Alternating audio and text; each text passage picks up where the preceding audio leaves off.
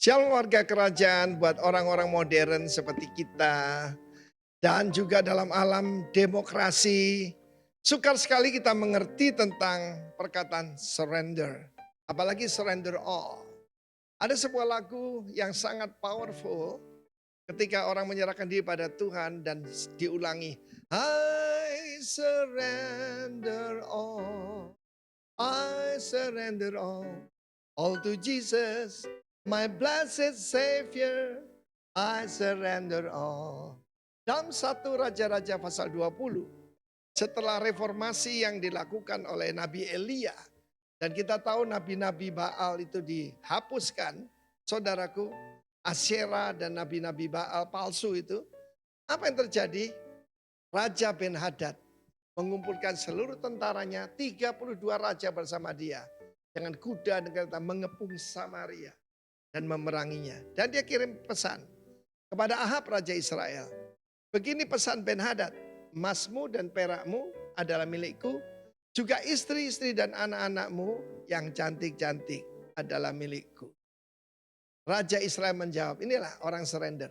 Seperti bicaramu itulah my Lord King. Ya Tuhan Rajaku, dia seorang raja manggil raja lain sebagai raja. Aku ini dengan segala yang ada padaku adalah milikmu. Dalam bahasa Inggris dikatakan, I am thine and all that I have. Tetapi dalam cerita selanjutnya maka dia akan mengirim, Ben-Hadad mengirim utusan. Bahkan yaitu saudaraku akan diperlakukan sewenang-wenang. Dia melawan. Bagaimana kita terhadap Tuhan Yesus? Apa artinya Tuhan itu? Tuhan itu Lord, pemilik, kurios. Di dalam kerajaan Allah tidak ada kepemilikan pribadi. Jadi tidak ada uangku, itu uangnya Tuanku. Dan kita melihat di sini bagaimana kita sebagai anak-anak Tuhan harus tahu ini kunci yang luar biasa. Ini salah satu kunci kerajaan. Surrender to the King. Di dalam hidup saya, pada waktu saya menyerahkan diri 42 tahun yang lalu, mudah sekali. Sebab apa? Hartaku tidak ada, saudaraku. Ya, kita tahu tentang pemimpin muda yang kaya itu sukar masuk kerajaan surga karena terlalu banyak hartanya.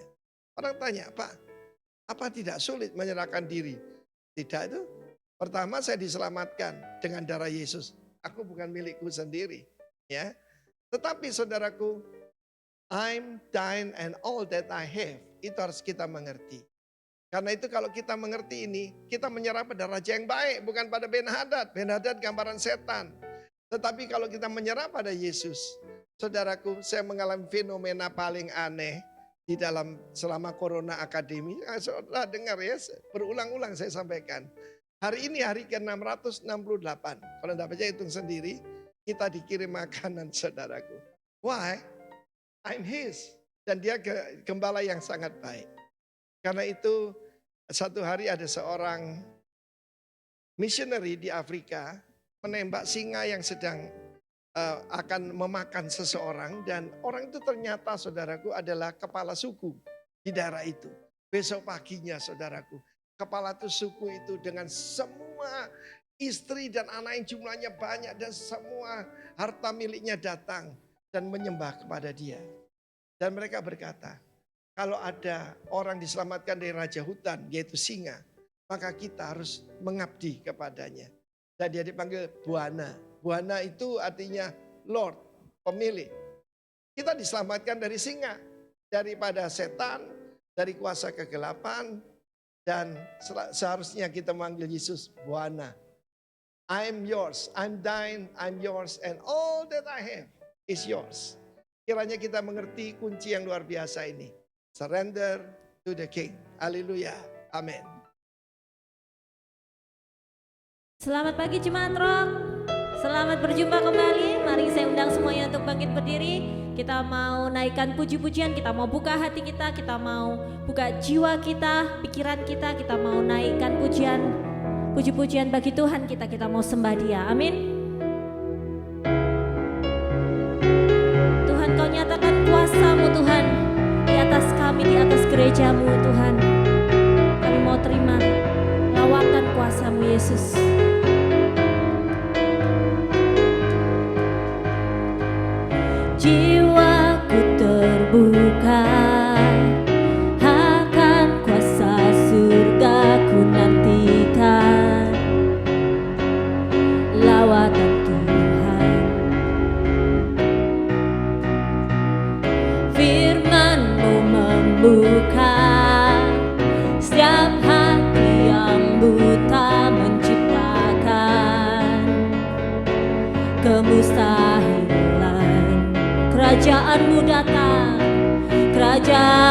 Kerajaanmu datang, kerajaanmu datang, kehendakmu jadi di tempat ini. Curahkan kuasamu, nyatakan hadirmu, puaskan hatiku yang haus akanmu. Curahkan kuasamu, nyatakan hadirmu, lebih lagi, nyatakan kuasamu, lebih lagi. Mari kita naikkan lebih lagi lagu ini. Jiwaku terbuka.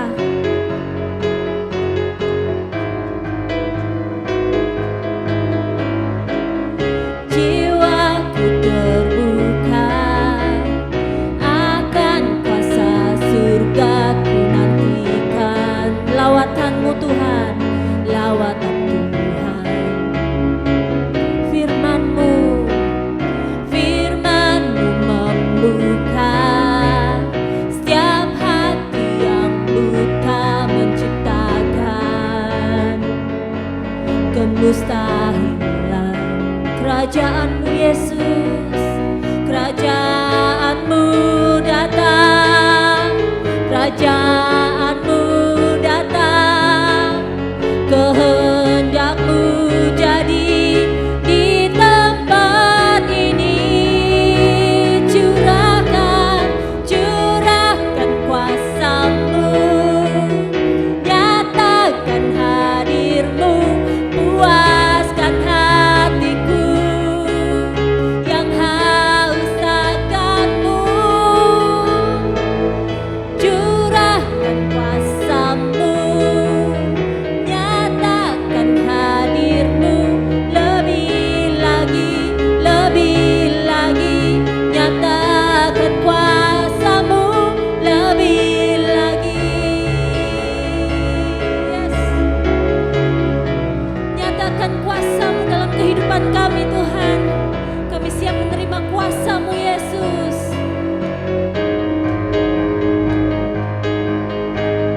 Oh, oh, oh.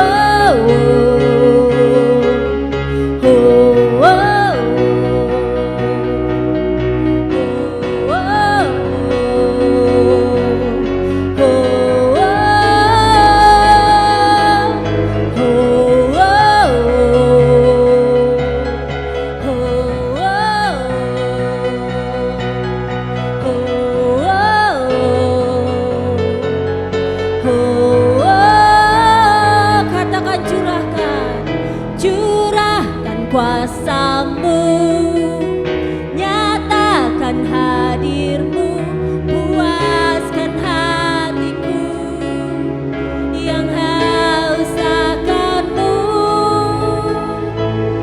Curahkan kuasa-Mu, nyatakan hadir-Mu, lebih lagi, nyatakan kuasa-Mu. Oh, curahkan kuasa-Mu, nyatakan hadir-Mu, puaskan hatiku yang haus akan-Mu. Oh, curahkan kuasa-Mu, nyatakan hadir-Mu, lebih lagi, nyatakan kuasa-Mu, lebih lagi.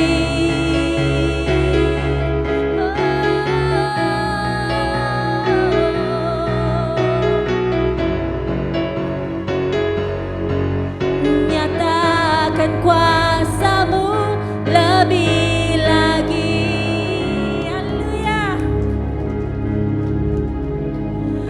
Kami mau terima sukacita yang dari surga itu Tuhan. Kau kirimkan sukacita-Mu itu atas kami ya Bapak, gereja-Mu Tuhan. Haleluya.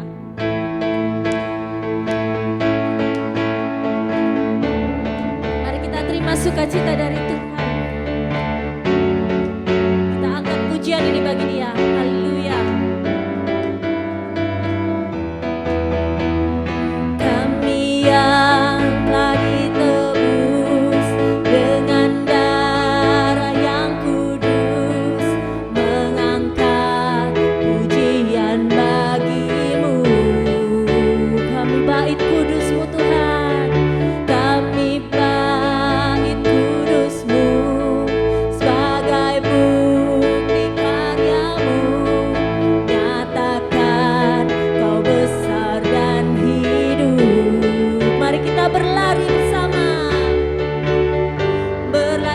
sampai tujuan, mendapatkan mahkota kekal.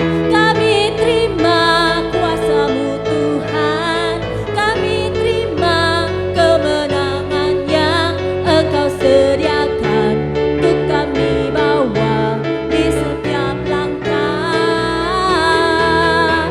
Dimanapun kami berdiri, kemanapun kami kan pergi, di situ pasti mukjizat-Mu terjadi. Haleluya. Mari naikkan pujian ini dengan iman kita lebih lagi.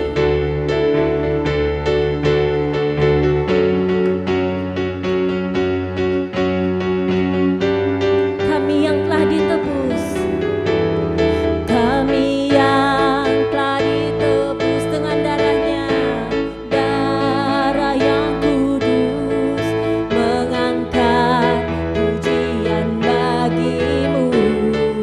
Kami bait kudus-Mu, kami bait kudus-Mu, sebagai bukti karya-Mu, nyatakan Kau besar dan hidup.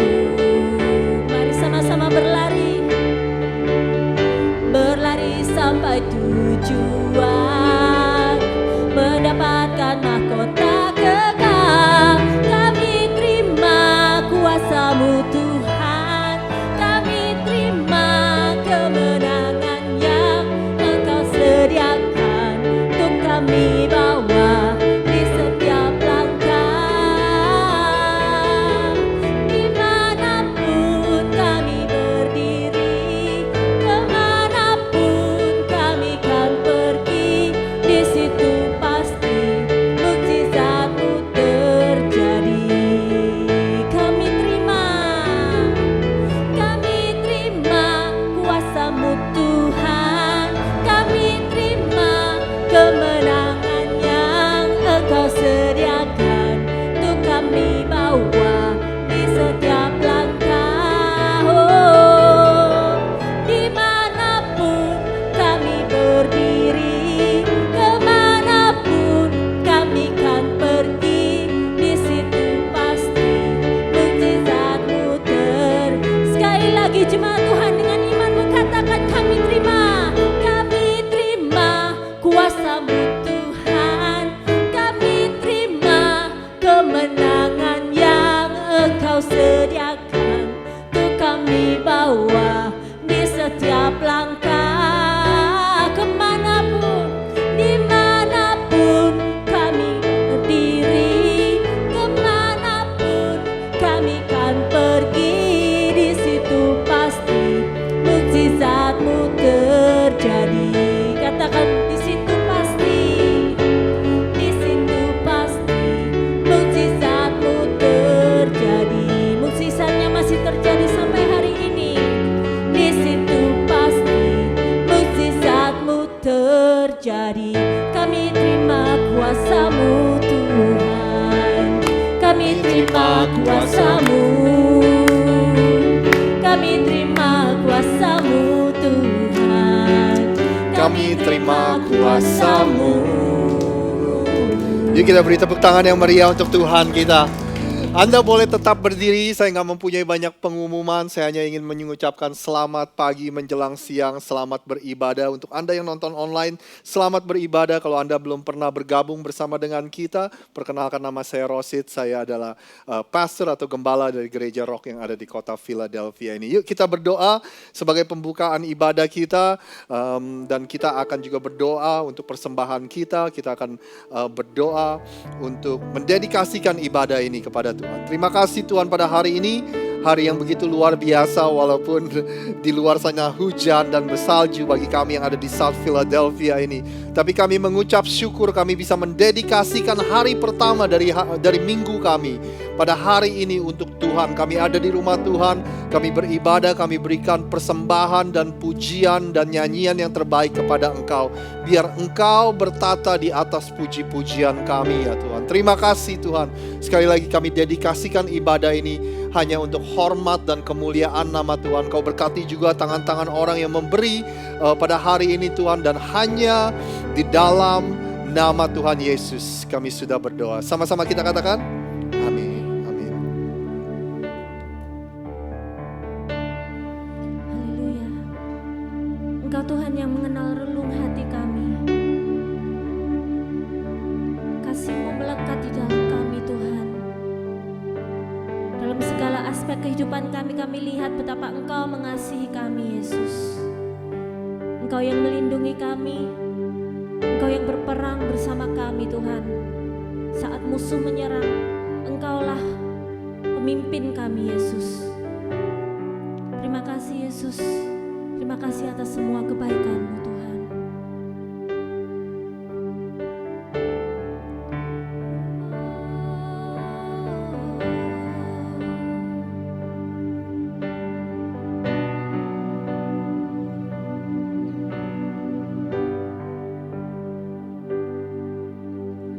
Kau yang mengenal relung hatiku,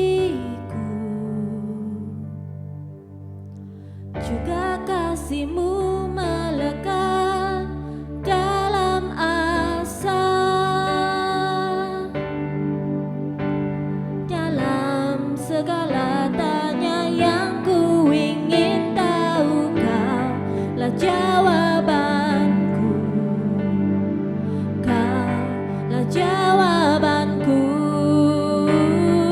Walau 1000 rebah di kiriku dan berlaksa terserak di kananku, takkan goyah, ku takkan takut. Walau 1000 rebah di kiriku dan berlaksa terserak di kananku, takkan goyah, ku takkan takut. Sebab Engkaulah pengharapanku. Mari saudara, sama-sama kita pelajari lagu ini. Kita naikkan pujian ini bersama-sama. Kau yang mengenal relung hati kami Yesus.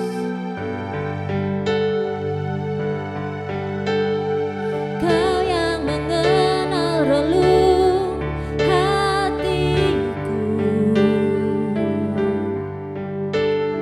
juga kasih-Mu melekat dalam asa. Dalam segala tanya yang ku ingin tahu, Kaulah jawabanku. Kaulah jawabanku. Walau 1000 rebah di kiriku dan berlaksa terserak di kananku, takkan goyah, ku takkan takut. Walau 1000 rebah di kiriku dan berlaksa terserak di kananku, takkan goyah, ku takkan takut. Sebab Engkaulah pengharapanku.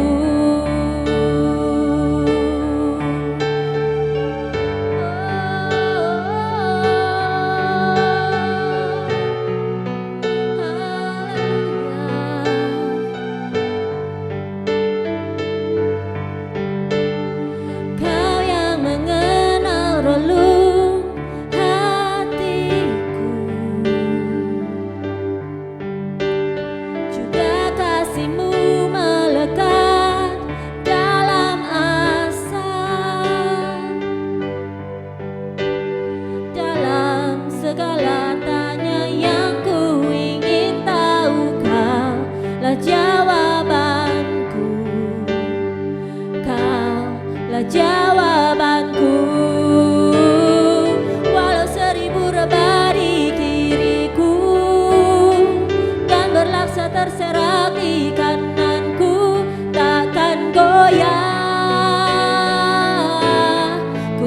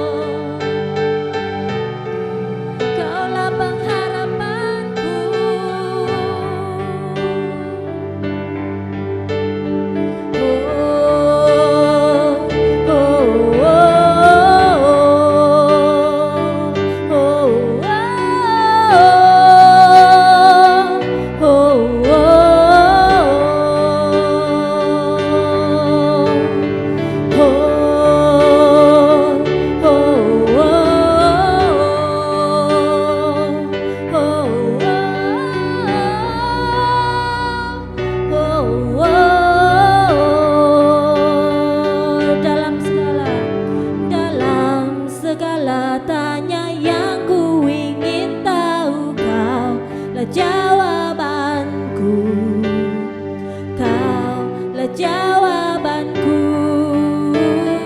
Walau 1000 rebah di kiriku dan berlaksa terserak di kananku, takkan goyah, ku takkan takut. Walau 1000 rebah di kiriku dan berlaksa terserak di kananku, takkan goyah, ku takkan takut. Mari semuanya naikkan pujian ini. Walau 1000 rebah di kiriku dan berlaksa terserak di kananku, takkan goyah. Kami akan teguh berdiri Tuhan, ku takkan takut. Oh, walau 1000 rebah di kiriku dan berlaksa terserak di kananku, takkan goyah, ku takkan takut. Sebab Engkaulah pengharapanku.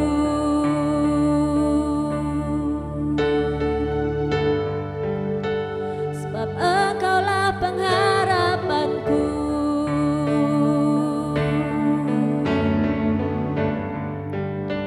Sebab Engkaulah pengharapanku.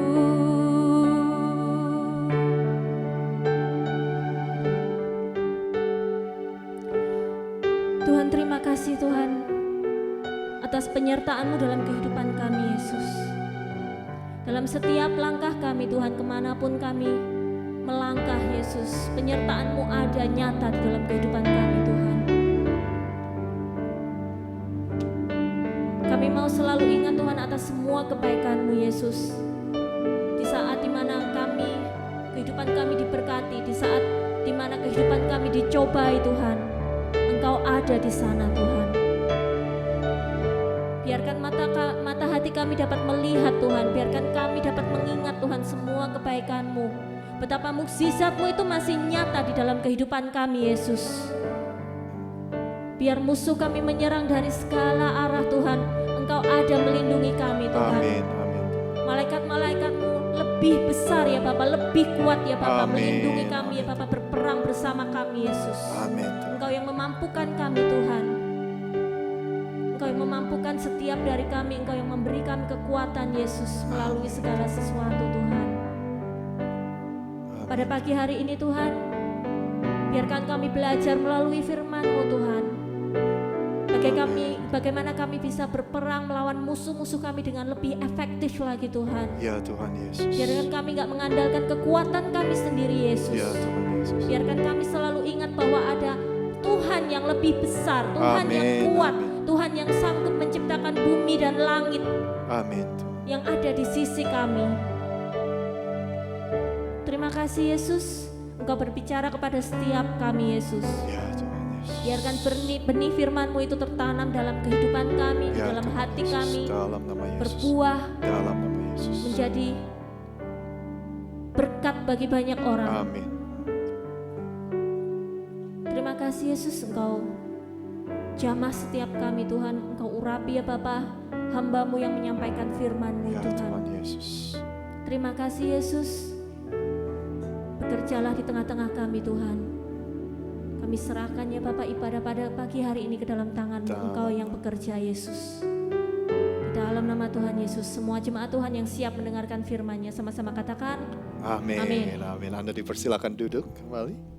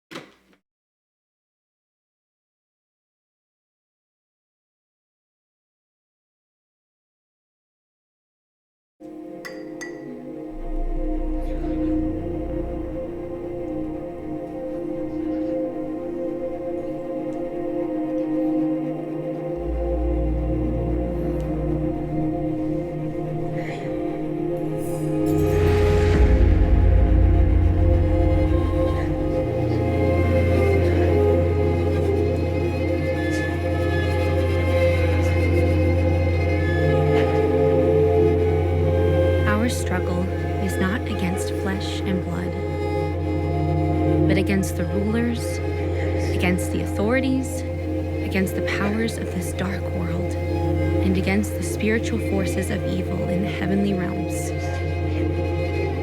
Put on the full armor of God, so that when the day of evil comes, you may be able to stand your ground. And after you have done everything, to stand.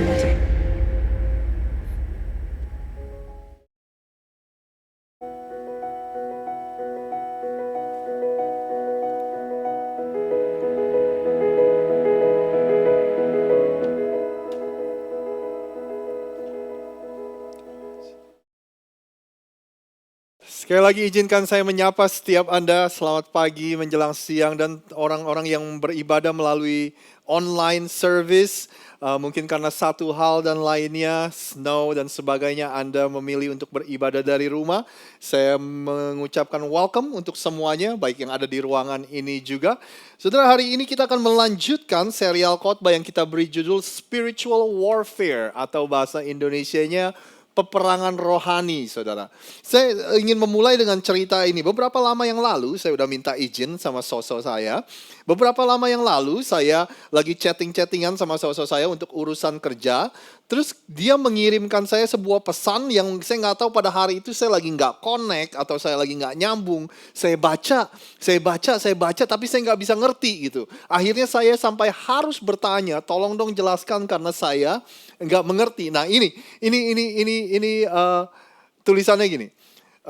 Dia tanya gini, Rosid, BS ngecek kakak yang AN, Koko gak ya kan. Terus komputernya mati, jadi kasirnya minta tolong cek udah di debit atau belum. Waktu itu saya baca apa maksudnya. Nggak taunya akhirnya saya sampai tanya dan dia menjelaskan. Dia bilang gini, Rosid bisa ngecek kartu kredit yang atas nama Koko gak? Dia bilang gitu. Karena saya waktu saya mikir kartu kredit, saya selalu mikirnya credit card, CC, saudara. Mungkin saya aja yang gak terbiasa dengan singkatan-singkatan Indonesia, saudara. Dan AN juga saya gak nyambung atas nama dan sebagainya. Tapi waktu saya suruh istri saya baca, kok dia ngerti gitu, saudara ya. Mungkin cuma saya aja yang gak connect pada waktu itu. Jadi saya gak gitu ngerti, samar-samar gitu, gak gitu. Nah, demikian juga dalam topik peperangan rohani ini, spiritual warfare. Kalau saya tanya dari Anda, berapa banyak dari Anda yang pernah dengar peperangan rohani istilah itu? Beberapa dari Anda akan bilang, ya saya pernah dengar. Ya kan, beberapa dari Anda mungkin bilang, enggak, saya nggak tahu apaan itu. Bahkan kita yang sudah pernah dengar pun, kita juga masih samar-samar, kita juga nggak gitu nyambung. Apa sih sebenarnya artinya peperangan rohani itu? Makanya kita mengambil waktu untuk mempelajari topik ini, peperangan rohani. Minggu lalu saya bilang gini, saudara, ini mungkin setiap minggu saya akan ulang. Ada seorang yang bernama C.S. Lewis, dia bilang gini, kesalahan orang-orang Kristen ketika kita membicarakan tentang topik peperangan rohani, tentang topik si iblis, saudara, yaitu kita selalu berdiri di salah satu dari dua ekstrim ini. Apa yang dimaksud, saudara? Ini kesalahan terbesar kita. Kita percaya di satu ekstrim di mana segala sesuatu ada iblisnya. Ya kan? Iblis di belakang dari segala sesuatu yang terjadi dalam kehidupan kita. Tapi di sisi lain kita berkata, aduh gitu-gituan mah udah gak ada lagi. Ya kan, di ekstrim yang satu lagi, ban mobil kita kempes, dompet kita hilang, kita telat kerja, kita diomelin bos. Wah, ini pasti serangan iblis nih. Di satu sisi kita bilang, aduh ini kan bukan zaman dulu lagi, ini kan tahun 2022. Masa iya kita hari-hari gini kita masih percaya yang namanya gini-ginian, saudara? Ya kan? Itulah kesalahan terbesar kita, makanya kita bilang kalau kita ingin sukses dalam membicarakan dan membahas topik ini, kita harus mempunyai keseimbangan. Tepatnya keseimbangan yang alkitabiah, saudara. Saya ingin mengulang sedikit apa yang kita bicarakan minggu lalu. Rasul Paulus, dia bilang begini tentang peperangan rohani di Efesus 6, saudara. Akhirnya hendaklah kamu kuat di dalam Tuhan dan di dalam kekuatan kuasanya. Ayat 11, kenakanlah seluruh perlengkapan senjata Allah supaya kamu dapat bertahan melawan tipu muslihat iblis. Ayat 12, mungkin Anda bantu saya baca deh, biar Anda nggak ngantuk, saudara. 1, 2, 3. Karena Perjuangan kita bukanlah melawan darah dan daging, tetapi melawan pemerintah-pemerintah, melawan penguasa-penguasa, melawan penghulu-penghulu dunia yang gelap ini, melawan roh-roh jahat di udara. Nah, dari apa yang ditulis di situ, minggu lalu kita mencoba mendefinisikan peperangan rohani itu apa sih? Bahasa Inggrisnya gini, saudara. Spiritual warfare is the conflict in the spiritual realm that affects the physical realm. Bahasa Indonesianya. Peperangan rohani adalah konflik dan peperangan yang terjadi di alam rohani, di alam roh, yang nggak kelihatan, saudara. Peperangan ini nggak bisa dilihat, tapi pengaruhnya, hasilnya, kita bisa lihat di kehidupan jasmani kita, sehari-hari kita. Akibat dari peperangan itu kita bisa lihat di dalam kehidupan kita sehari-hari. Lalu minggu lalu saya membagikan 3 fakta tentang peperangan rohani. Fakta yang pertama bahwa peperangan rohani itu nyata, benar-benar ada, saudara. Kalau kita sebagai orang percaya, orang Kristen, kita nggak percaya peperangan rohani itu nyata, kita udah kalah sebelum kita berperang. Fakta yang kedua, peperangan rohani itu perang yang tidak terlihat, the invisible war. Lawan musuh yang kelihatan aja udah susah. Bayangin kita harus ngelawan musuh yang gak kelihatan. Tapi berita baiknya, iblis gak punya kuasa atas hidup kita. Iblis gak bisa menyentuh kehidupan kita. Tapi fakta yang ketiga, iblis mempunyai banyak strategi dan siasat. Dia punya banyak tipu muslihat dan itulah cara dia mengalahkan kita, saudara. Karena dia nggak bisa menyentuh kita, karena dia nggak bisa nggak punya kuasa atas hidup kita, yang dia kerjakan adalah dia bohongin, dia tipu, dia kasih kita, dia adakan siasat-siasat yang jahat terhadap kita. Nah, hari ini kita akan lanjutkan apa yang ditulis Rasul Paulus. Itu kan Efesus 6 ayat 10 sampai 12. Sekarang ayat 13-nya kita lanjutkan, saudara. Dikatakan di sini, sebab itu ambillah seluruh perlengkapan senjata Allah supaya kamu dapat mengadakan perlawanan pada hari yang jahat itu dan tetap berdiri sesudah kamu menyelesaikan segala sesuatu. Dia bilang gini, ambillah seluruh perlengkapan senjata Allah. Artinya, senjata dan perlengkapan perang itu sudah disediakan oleh Tuhan. Yang Anda lakukan, Anda tinggal mengambil, Anda tinggal mengenakannya. Supaya kamu dapat mengadakan perlawanan pada hari yang jahat itu, saudara. Bahasa Inggrisnya, when the day of evil come. Ketika hari si iblis itu datang. Anda pernah ke dokter atau kemana lah gitu, Anda ambil nomor, Anda pernah ya, kita ngantri, kita ambil nomor ya. Terus waktu nomor kita dipanggil artinya apa? Itu giliran kita, benar ya saudara ya. Nah, Paulus bilang, kita semua akan dapat giliran saudara. Ada saatnya tantangan kehidupan itu datang dalam hidup kita. Ada saatnya pergumulan, masalah, kesulitan itu akan datang menghampiri kita. Hari ini saya bukan mengharapkan sesuatu yang buruk atas hidup kita semua, tapi memang itu adalah bagian dari kehidupan. Bahwa akan ada saatnya kita akan menghadapi tantangan dan pergumulan dan permasalahan dalam kehidupan kita. Nah, Paulus bilang gini, kalau kita nggak waspada, di saat-saat kita mengalami kesusahan itu, momen-momen itulah yang akan digunakan oleh musuh kita, si iblis, untuk membuat kita menyerah, untuk membuat kita putus asa, untuk membuat kita kehilangan pengharapan hidup, untuk menghancurkan kehidupan kita, untuk menghancurkan kehidupan keluarga kita, dan bahkan pada akhirnya dia mau supaya kita meninggalkan Tuhan, supaya kita pahit sama Tuhan. Makanya Paulus bilang, waspadalah ketika hari itu datang. Anda perlu ingat, ini saya kasih catatan sampingan saudara. Saya menganjurkan gini saudara.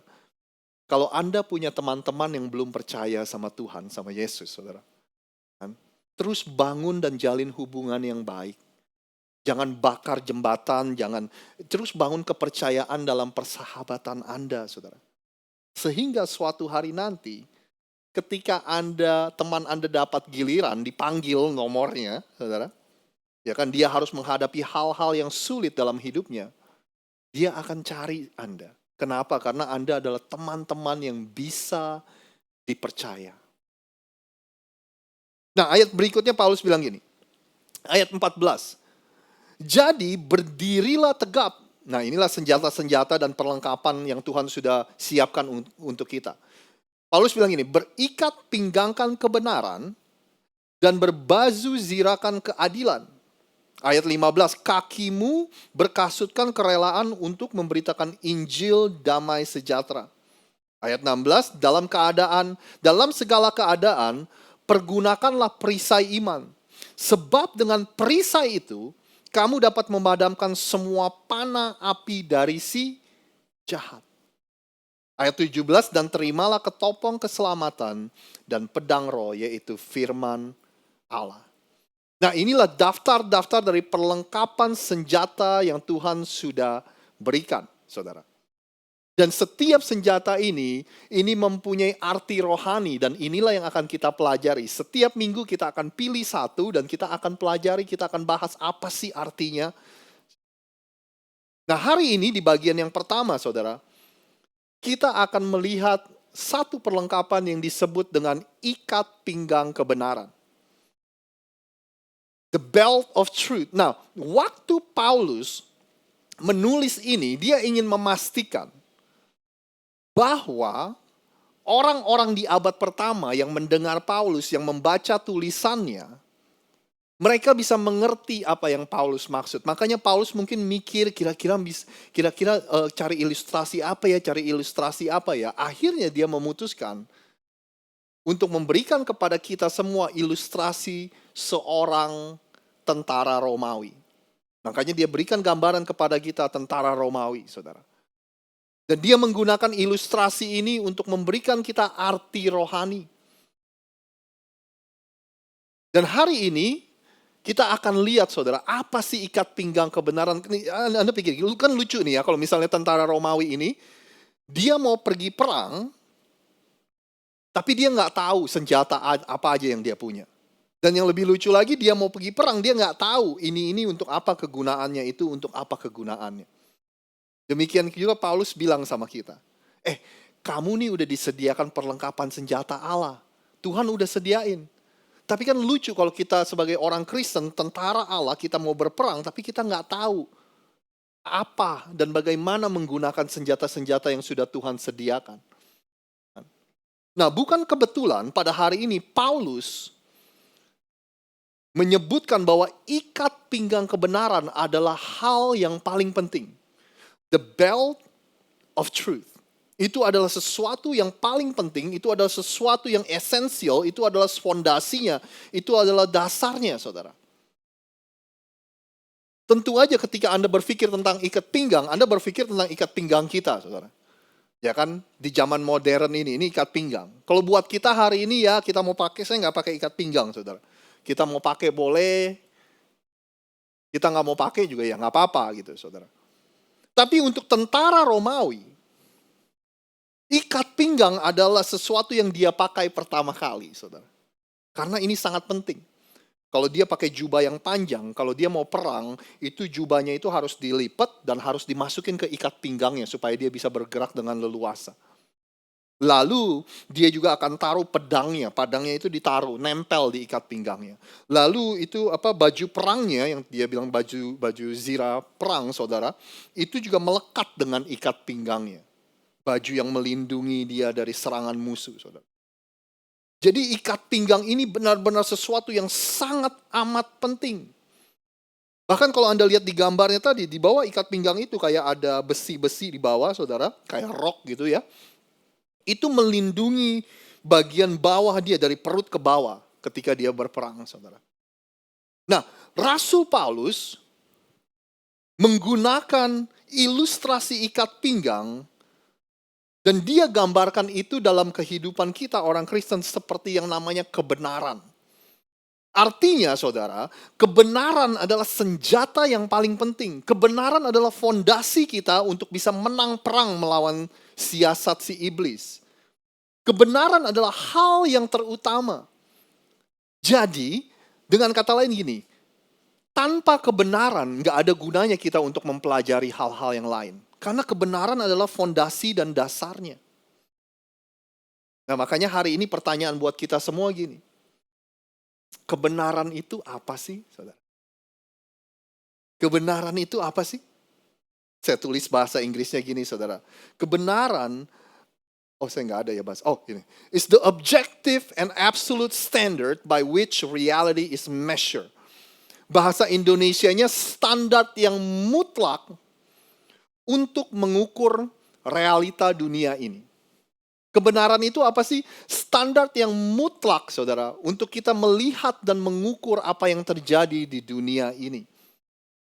Kalau mau yang lebih sederhananya, ini definisi kebenaran, saudara. It's God's view on any subject. Cara Tuhan memandang segala sesuatu. Itulah kebenaran. Cara Tuhan memandang segala sesuatu. Dengan kata lain, kalau Anda ingin mengetahui kebenaran tentang kehidupan ini, kebenaran tentang surga, kebenaran tentang tujuan hidup Anda dan saya, coba aja cari tahu Tuhan bilang apa, saudara. Karena sekali lagi kebenaran adalah cara Tuhan memandang segala sesuatu. Kalau Anda ingin tahu apa yang benar dan kebenaran tentang sebuah keluarga, pernikahan, hubungan, membesarkan anak-anak, kerjaan, karir, dating, seks, uang, saudara.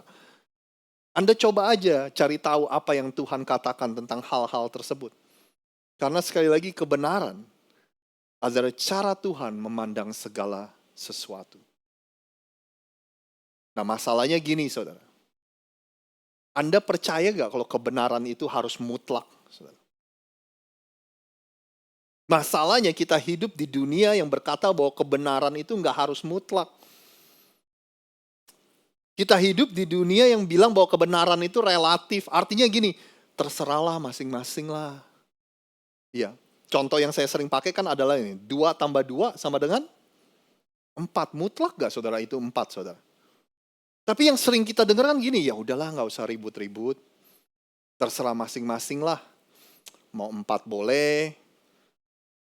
Siapa? Mau bilang 6 juga boleh. Yang pokoknya terserah masing-masing lah gitu, saudara. Anda percaya gak bahwa kebenaran itu harus objektif, harus mutlak, saudara? Bayangin kalau Anda bilang bahwa kebenaran itu nggak harus mutlak. Ya terserahlah masing-masing. Bisa gak kira-kira Anda ngomong sama contohnya si Hitler? Anda tahu Hitler? Dia membunuh 6 juta orang Yahudi, dibantai, dibunuh.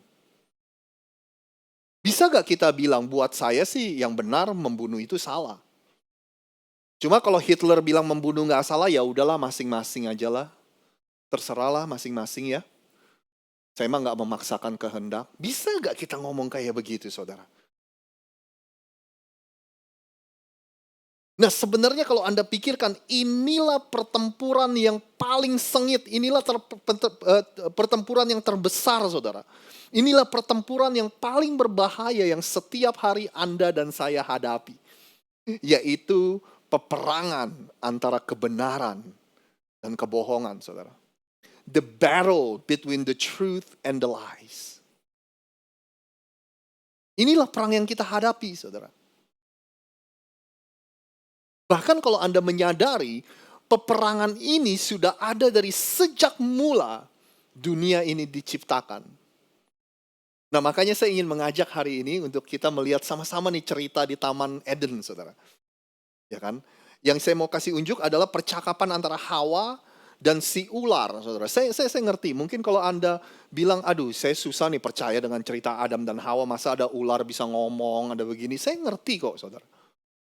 Bahkan saya mau bilang gini, Anda nggak perlu percaya, tapi Anda akan bisa menangkap banyak sekali pelajaran dari percakapan antara si ular dan si Hawa ini. Adam dan Hawa, si Hawa dia ngobrol sama ular, saudara.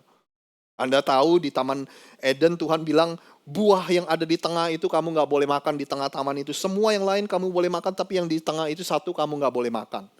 Ya kan? Nah, suatu hari, dikatakan seperti ini di Kejadian 3. Adapun ular Ialah yang paling cerdik dari segala binatang di darat yang dijadikan oleh Tuhan Allah. Penulisnya ingin memastikan nih, Anda mesti tahu nih, si ular, si iblis musuh kita, dia cerdik, dia banyak tipu muslihat. Lalu ular itu berkata kepada perempuan itu, si Hawa, saudara. Tentulah Allah berfirman, semua pohon dalam taman ini jangan kamu makan buahnya, bukan? Lalu saut perempuan itu kepada ular itu, buah pohon-pohonan dalam taman ini boleh kami makan. Tetapi tentang buah pohon yang ada di tengah-tengah taman, Allah berfirman, jangan kamu makan ataupun kamu raba atau kamu sentuh buah itu, nanti kamu mati. Tetapi ular itu berkata ke perempuan itu, sekali-kali kamu tidak akan mati. Tetapi Allah mengetahui pada waktu kamu memakannya, matamu akan terbuka dan kamu akan menjadi seperti Allah. Tahu tentang baik dan jahat. Mungkin saya baca terlalu cepat, tapi saya ingin bedah untuk Anda. Kejadian ini, saudara. Pertama-tama kalau Anda perhatikan, si ular itu mendatangi Hawa dengan sebuah pertanyaan. Benar gak sih Tuhan ngomong begini? Kata dia. Saudara. Iblis pintar, saudara. Dia nggak mendatangi Hawa, dia langsung bilang, nih makan nih buah ini. Kalau dia mendatangi Hawa langsung berkata seperti itu, akan sangat mudah buat Hawa untuk berkata, enggak, Tuhan bilang nggak boleh. Benar gak ya, saudara ya? Ya kan? Tapi dia datang dengan sebuah pertanyaan. Saya dengar kesaksian dari seorang hamba Tuhan, saudara, yang jatuh dalam dosa. Dia berselingkuh dengan perempuan yang bukan istrinya. Dia berkata jujur seperti ini. Kalau ada seorang wanita tiba-tiba datengin saya dan dia langsung telanjang, dia bilang gitu, akan sangat mudah buat saya untuk berkata tidak dan menolak. Tapi segala sesuatu, terutama perselingkuhan yang terjadi, biasanya gimana sih, saudara? Pelan-pelan ya. SMS-an dulu. WA-WA-an dulu. Bener ya? Ya. DM-DM-an dulu, kata bahasa gaul sekarang, saudara. Ngobrol, ketemuan, sekali dua kali. Istri nggak perhatian, suami curhat sama perempuan. Teman kerjanya misalnya. Istri nggak perhatian, suami curhat sama perempuan lain. Suami nggak perhatian, istri curhat sama pria lain. Bukankah seperti itu awal mulanya biasanya, saudara? Ya kan? Nah, si ular ini, si musuh ini sangat cerdik, saudara. Dia pertanyakan itu, tapi Hawa sebenarnya tahu kebenaran. Dia bilang gini, itu nggak benar kok. Yang Tuhan bilang, kan iblis datang ini, dia bilang gini, apa benar kamu nggak boleh makan buah-buahan yang ada di taman ini? Hawa bilang gini, enggak kok, Tuhan nggak bilang gitu. Tuhan bilang semua buah-buahan yang ada di taman ini saya boleh makan. Yang saya nggak boleh makan cuma yang di tengah itu, dia bilang gitu. Anda masih bersama saya? Ya. Tuhan begitu baik, ada lebih banyak yang saya bisa nikmati daripada yang Dia larang. Yang Dia larang cuma satu. Semua hal saya boleh lakukan, semua hal saya boleh nikmati. Dia bilang gini, Hawa bilang gini, Tuhan itu sangat amat baik. Bahkan dia sudah peringatin saya terlebih dahulu. Bahkan dia sudah kasih tahu kepada saya konsekuensinya dan akibatnya terlebih dahulu. Kalau sampai kamu makan buah itu, maka kamu akan mati. Itulah betapa baiknya Tuhan. Nah, saya baca cerita ini, saudara. Anda tahu gak? Saya mulai berpikir, jangan-jangan kesalahan Hawa nih, ini udah tahu iblis malah diajak ngobrol. Bener gak, saudara? Ya. Bukannya diusir dari pertama malah diladenin, diajak ngobrol. Mungkin itu kesalahan terbesarnya. Si iblis bilang gini, enggak kok. Makan aja. Mungkin Tuhan gak tahu juga, gak ada yang lihat juga. Nothing bad's gonna happen to you. Makan aja, gak ada kok yang terjadi sama kamu kalau kamu makan ini. Kedengarannya familiar gak, saudara? Ya kan? Udahlah sekali aja. Udah gak ada yang tahu. Kedengaran ini semua sangat familiar dalam kehidupan sehari-hari kita, bukan? Begitu aja mah nggak apa-apa, masa iya cuma nonton porno aja, saya nggak selingkuh kok, cuma film yang saya tonton, it's nothing harmful, nggak akan membahayakan kamu, saudara.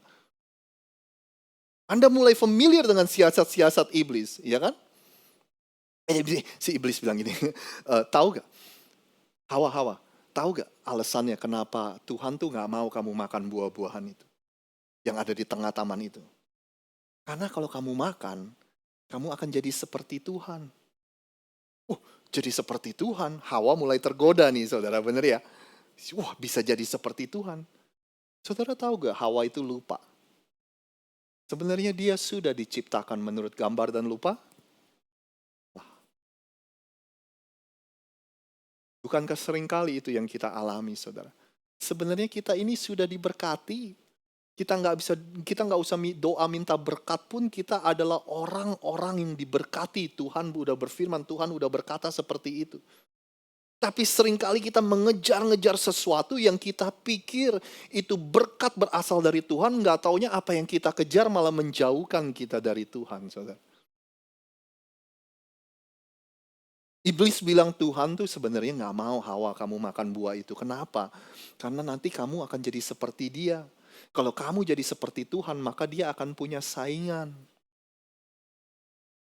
Jangan-jangan Tuhan benar-benar pingin menyembunyikan sesuatu yang baik, yang luar biasa dari kamu, Hawa. Inilah suara-suara yang perlahan-lahan dibisikin iblis oleh kita semua, termasuk kepada Hawa saat itu, saudara. Dan ketika Hawa mendengar semuanya itu, iya ya, jangan-jangan Tuhan gak mau saya makan karena Tuhan gak mau saya jadi seperti Tuhan. Hawa mulai punya ketakutan, saudara. Bahasa gaulnya, bahasa Inggrisnya FOMO, fear of missing out. Bahasa Indonesianya, Hawa mulai takut kehilangan kesempatan nih. Ya kan? Wah, gimana nih? Kalau saya nggak makan, saya nggak bisa jadi seperti Tuhan. Ini ada kesempatan sekali-kalinya dalam seumur hidup saya. Saya makan, saya bisa jadi kayak Tuhan. Anda pikir, seringkali permasalahan yang kita kalah ketika iblis membohongi kita adalah ketika kita takut kehilangan kesempatan. Waduh, udah umur segini, belum punya rumah, belum punya ini dan itu, belum punya tabungan, belum punya uang pensiunan. Akhirnya tiba-tiba kita dengar, waduh, ada investasi yang bisa melipat gandakan uang dalam waktu singkat. Kan? Wah, ini kesempatan satu-satunya nih. Kalau kita nggak ambil sekarang, kita akan kelewatan. Waktu kita taruh uang kita, ternyata investasi bodong. Waspadailah ketakutan-ketakutan dan segala tipu muslihat iblis yang dicoba ditanamkan dalam kehidupan kita. Terkadang kita mikir peperangan rohani itu adalah seperti film horor, kekuburan, sesuatu yang kiamat, saudara. Tapi ini peperangan yang terbesar antara kebenaran dan kebohongan, saudara. Anda pernah dengar kan kalau Anda di gereja, Anda mungkin sering dengar pendeta memberikan ilustrasi kepada Anda. Anda tahu Eskimo ya, orang-orang yang tinggal di tempat dingin. Cara mereka membunuh serigala, Anda pernah dengar ya. Dia lumurin darah hewan di pisau, di sebuah pisau yang tajam. Lalu dia taruh aja. Serigala akan datang dan dia mulai jilat-jilatin tuh saudara. Ya kan dingin, mungkin darahnya beku, dia jilat-jilatin, nikmat, ya kan.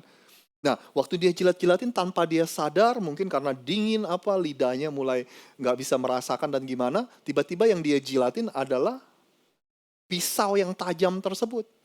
Dan akhirnya singkat cerita serigala itu akan mengalami pendarahan dan dia akan mati, saudara. Itulah dosa yang seperti yang kita hadapi sehari-hari. Kita pikir it's harmless, nggak ada apa-apa, ini nikmat, ini enak, tanpa kita sadari we are bleeding to death. Kita mulai mengalami pendarahan dari dosa-dosa kita, saudara. Atau mungkin Anda pernah dengar ilustrasi kodok, saudara. Bagaimana cara memperangkap kodok untuk direbus, saudara. Ya kan, dimasak, ditaruh di gimana, saudara? Direbus di air, ya kan? Airnya dari yang adem, dari anget, pelan-pelan. kodok itu nikmat di dalam panci, saudara, airnya adem, airnya hangat, lama-lama airnya mendidih, mati, saudara. Nah, kebohongan-kebohongan yang disodorkan oleh iblis itu dia nggak langsung boom, langsung nih, lakukan ini. Enggak, saudara. Perlahan-lahan mensisipi kehidupan kita, perlahan-lahan mempengaruhi cara berpikir kita, perlahan-lahan meresap di dalam segala aktivitas kehidupan kita, saudara. Itulah kebohongan-kebohongan. Anda masih bersama dengan saya gak? Nah, saya berdoa mulai hari ini Anda mulai sadar itu. Menangkap itu, saudara.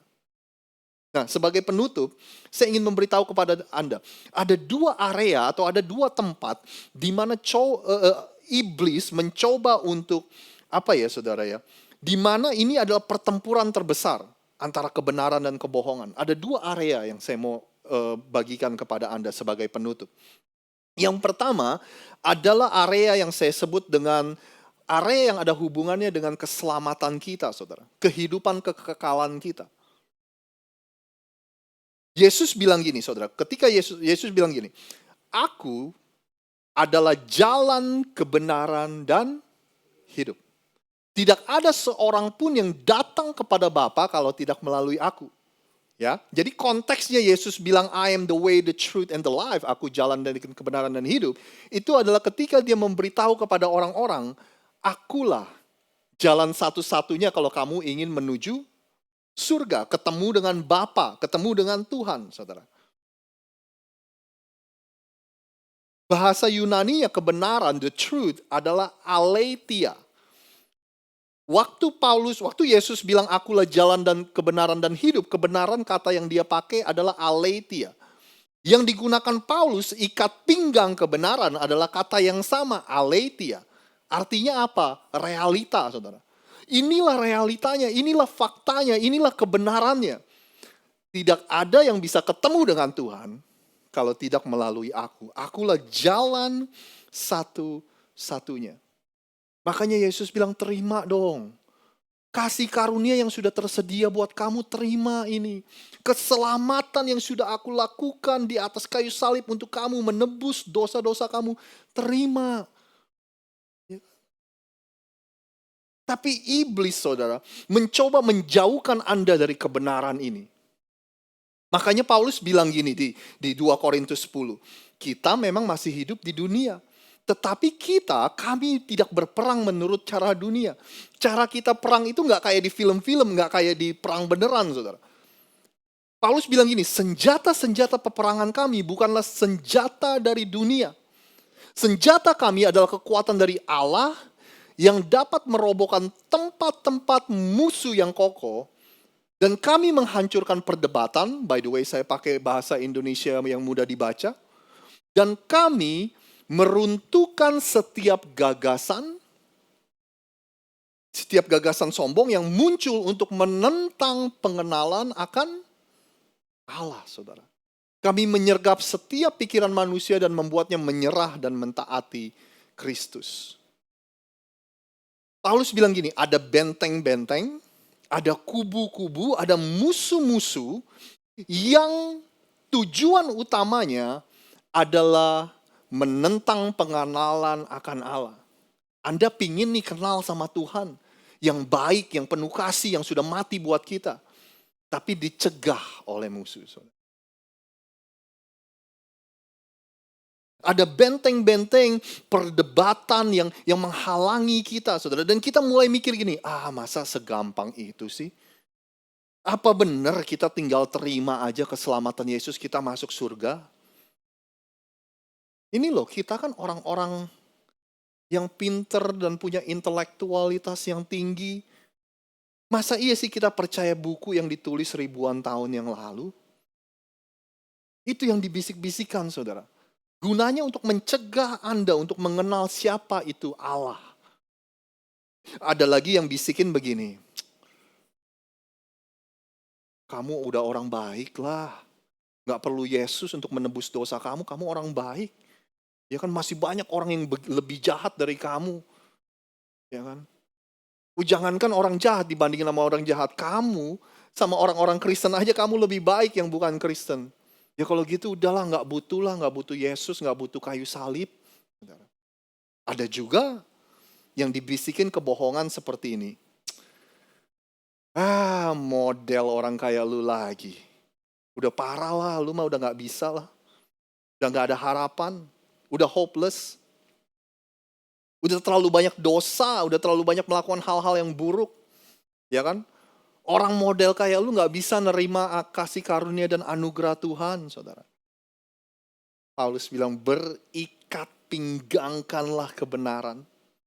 Yesus adalah jalan, aletheia, kebenaran dan hidup. Kasih karunia dan anugerahnya tersedia untuk semua orang. Gak ada orang yang terlalu bejat yang tidak bisa menerima kasih karunia Tuhan.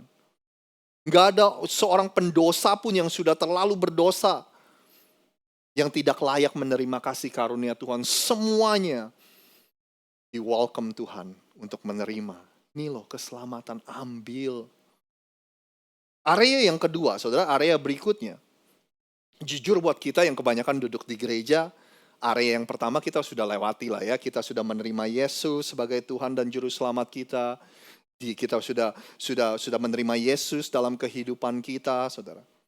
Ya kan? Kalau kita meninggal, kita masuk surga, kita udah penerima hidup yang kekal, saudara.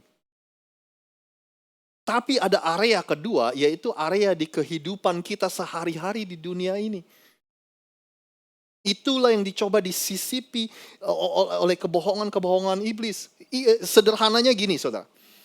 Kalau iblis nggak berhasil menggagalkan Anda untuk bisa masuk surga, saudara. Yang dia lakukan, dia ingin pastikan hidup Anda dan saya di dunia ini dihancurkan.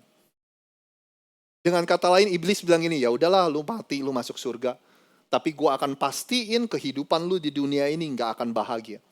Gue akan pastiin kehidupan lu di dunia ini gak akan mengalami kehidupan yang berkelimpahan yang Tuhan Yesus sudah janjikan di Yohanes 10 ayat 10. Anda nangkap gak di area yang kedua inilah yang dia ingin serang, saudara. Ya udahlah. Ya, cincailah lu mati, lu masuk surga. Tapi gue pastiin lu di dunia ini gak akan punya sukacita, nggak akan punya damai, nggak akan ada berkat, nggak ada dan sebagainya, saudara. Yesus bilang gini, saudara. Jikalau kamu tetap dalam firman-Ku, kamu benar-benar adalah murid-Ku. Anda bantu saya nih yang digarisin nih. Dan kamu akan mengetahui dan kebenaran itu akan. Yesus bilang gini, and you will know the truth. And the truth will set you free. Yesus ingin pastikan, saudara, yang memerdekakan Anda dan saya bukanlah kebenaran yang kita buat-buat, bukanlah kebenaran yang dibuat oleh dunia ini, bukanlah apa yang kita anggap benar. Anda nangkep gak? Yang akan memerdekakan kehidupan kita adalah kebenaran yang sejati, kebenaran Tuhan, the truth. Aletheia tadi, saudara. Itulah yang akan memerdekakan kehidupan kita, kebenaran yang sejati. Ketika engkau hidup di dalam kebenaran, the truth, dan bertindak dan mengaplikasikan kebenaran itu dalam kehidupan kita sehari-hari, maka dampaknya atau hasilnya kita akan menjadi orang-orang yang merdeka, saudara. Nah, kalau Anda sudah dengar ini, Anda mulai bisa menangkap. Oh iya, kenapa ya saya suka lihat ada orang Kristen yang udah jadi orang Kristen 15 tahun, 20 tahun, 30 tahun. Tapi masih ada dalam perbudakan dosa. Anda mulai ngerti, loh kok dia nggak merdeka ya? Kok dia nggak berkemenangan ya? Kok hidupnya masih dikendalikan oleh ketakutan, hidupnya masih dikendalikan oleh kekhawatiran, hidupnya masih terikat dengan hutang di sana sini. Anda mulai menyadari, saudara. Nah, pertanyaannya, kebenaran yang mana yang menjadi dasar kehidupan kita? Apakah kita masih campur aduk kebenaran yang sejati dengan kebenaran yang kita buat-buat atau sesuatu yang kita anggap benar, saudara? Di sinilah kalau Anda bisa melihat perbedaannya, saudara. Kita bilang gini, iya sih Tuhan, memang sih Tuhan bilang gitu. Iya sih memang Alkitab mencatat itu sih. Tapi kan situasi kita beda. Kalau nggak yang kita bilang kan gini, ya tapi kan kita bukan di Indonesia, kita kan di Amerika gitu. Ya, sekarang kan udah nggak zamannya lagi. Nah pertanyaan saya saudara, firman Tuhan yang Anda dengar di Indonesia, masa iya ketika pindah ke Amerika jadi berubah saudara? Masa iya di Indonesia 2 tambah 2 4, begitu pindah ke Amerika Anda bilang, ya kita kan di Amerika. Di sini bolehlah 5, 3, 6. Kan beda di sini. Jangan-jangan karena itulah saudara, hidup kita jadi nggak merdeka dan nggak mengalami janji-janji Tuhan waktu kita ada di dunia ini. Karena kita campur aduk antara kebenaran Tuhan yang sejati dengan sesuatu yang kita buat-buat, yang kita anggap benar, saudara.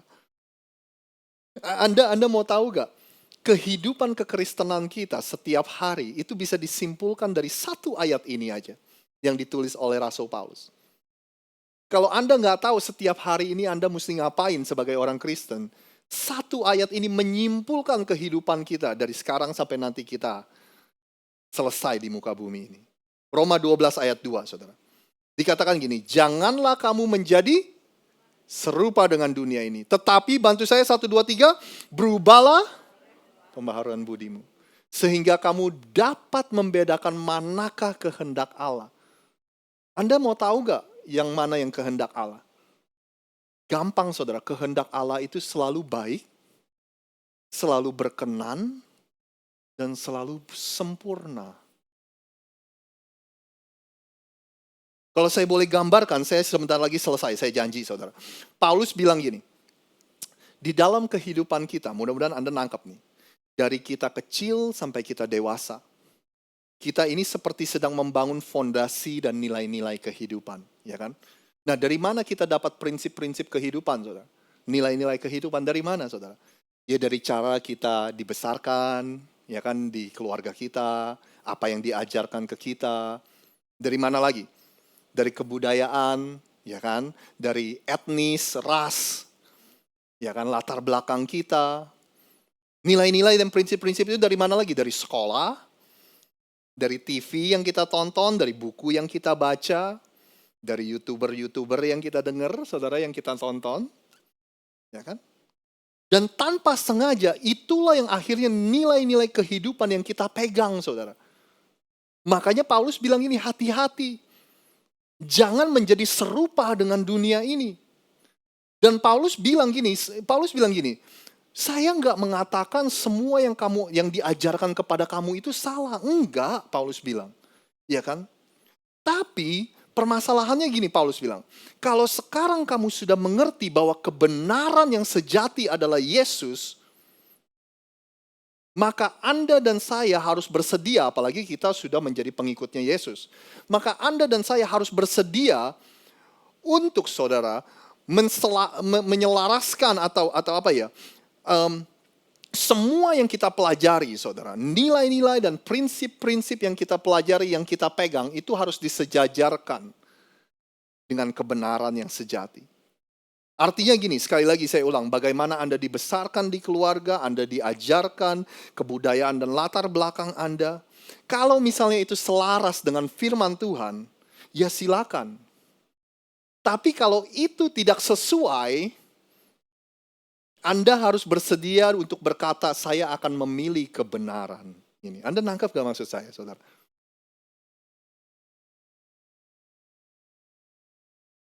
Dengan kata lain, dasar dari bagaimana Anda menjalani kehidupan kita, kacamata dari bagaimana Anda melihat dan membuat keputusan, sekali lagi, baik dalam soal pernikahan, keluarga, pacaran, karir, bisnis, keuangan, semuanya harus selesai sesuai dengan kebenaran ini, saudara. Enggak mudah loh, saudara. Ya kan? Kita nggak mudah melakukan ini. Kenapa? Karena kita harus bersedia untuk meninggalkan tradisi kita, saudara. Bersedia untuk meninggalkan kebudayaan kita. Sekali lagi kalau misalnya kita sampai sejajarkan dan yang ini kebudayaan dan tradisi ini nggak sesuai dengan kebenaran ini, saudara. We have to be willing untuk memilih kebenaran yang sejati. Nah, disinilah ketika kita jadikan kebenaran itu menjadi otoritas tertinggi dalam kehidupan kita. Yesus bilang, you will be set free. Anda akan dimerdekakan. Disinilah terjadi perubahan pembaharuan budimu. Transformasi kehidupan ketika Anda menjadikan kebenaran yang sejati.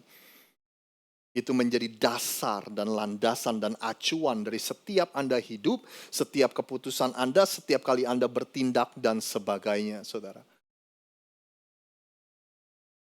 Kehidupan yang Yesus janjikan. Hidup dengan penuh kelimpahan. Hidup dengan damai sejahtera. Hidup merdeka. Jadi orang-orang yang benar-benar merdeka itu hanya akan terjadi ketika kita jadikan firman Tuhan dan kebenaran itu menjadi otoritas tertinggi dalam hidup kita. Dan Paulus bilang kehendak Allah itu kamu akan tahu ketika kamu menjadikan kebenaran itu sebagai otoritas tertinggi dalam hidup. Apa itu kebenaran? Kebenaran adalah cara Tuhan memandang segala sesuatu. Kebenaran adalah aletheia, realitanya Tuhan. Kebenaran itu adalah seseorang, saudara, karena kebenaran itu adalah Yesus Kristus sendiri. Berikat pinggangkanlah kebenaran. Hari ini saya ingin deklarasikan atas kehidupan setiap Anda dan juga Anda yang nonton ini online. Mulai hari ini emosi Anda tidak lagi menjadi penguasa dalam kehidupan Anda. Yesuslah yang berkuasa atas hidup Anda. Hari ini depresi, ketakutan, kekhawatiran, rasa cemas tidak lagi menguasai kehidupan setiap dari kita. Biar Yesuslah yang menjadi penguasa atas setiap hidup kita. Boleh saya berdoa untuk Anda semua? Nah, mengundang Anda untuk bangkit berdiri.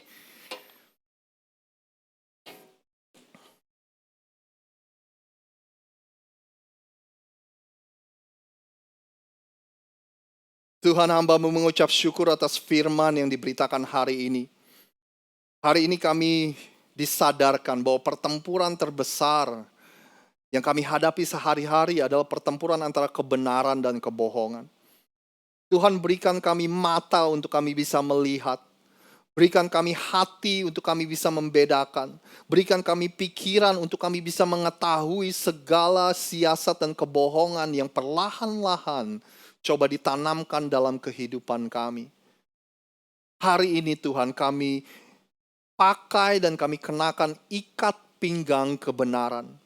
Biar kebenaran yang sejati, bukan kebenaran dunia ini, biar kebenaran yang berasal dari Tuhan yang memerintah atas kehidupan kami. Tuhan, berikan kami keberanian dalam kami hidup, dalam kami membuat keputusan bahwa kami akan selalu mendasari hidup kami berdasarkan kebenaran-kebenaran yang sejati yang berasal dari Tuhan. Tuhan, terima kasih hari ini kami diingatkan bahwa hanya kebenaran yang berasal daripada-Mu lah yang bisa memerdekakan kehidupan kami. Oleh sebab itu kami berdoa, biar kami bisa mengetahui kebenaran itu.